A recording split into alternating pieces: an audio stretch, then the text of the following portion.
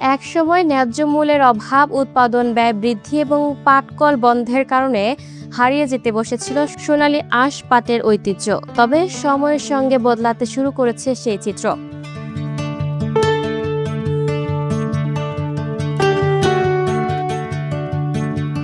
বিশ্ববাজারে পরিবেশ বান্ধব পণ্যের চাহিদা বৃদ্ধি, প্লাস্টিকের বিকল্প হিসেবে পাটজাত পণ্যের ব্যবহার এবং চলতি মৌসুমে ভালো দাম পাওয়ায় রাজশাহীতে আবারও পাট চাষে আগ্রহ বাড়ছে কৃষকদের। জেলার বিভিন্ন এলাকায় আগাম জাতের পাট কাটা প্রায় শেষ পর্যায়ে। কোথাও চলছে জাগ দেওয়া, কোথাও আঁশ ছাড়ানো ও শুকানোর কাজ। অনেক কৃষক ইতোমধ্যে বাজারে পাট বিক্রি শুরু করেছেন।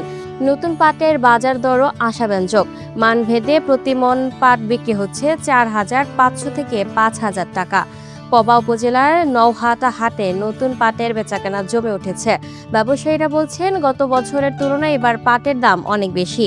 গত বছর যেখানে প্রতি মণ পাট 3,000 থেকে 3,500 টাকা কেনা হয়েছিল, সেখানে এবার কিনতে হচ্ছে 4,500 থেকে 5,000 টাকায়। কৃষকদের মুখেও সন্তুষ্টির হাসি। পবা উপজেলার কৃষক বাবলু আহমদ জানান, 5 বিঘা জমিতে আগাম জাতের পাট চাষ করে তিনি ভালো লাভ পেয়েছেন।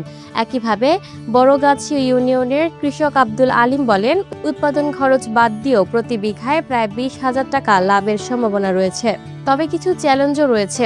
শ্রমিক সংকট এবং পাট জাগ দেওয়ার জন্য পর্যাপ্ত পানির অভাবে অনেক কৃষককে অতিরিক্ত খরচ করতে হচ্ছে।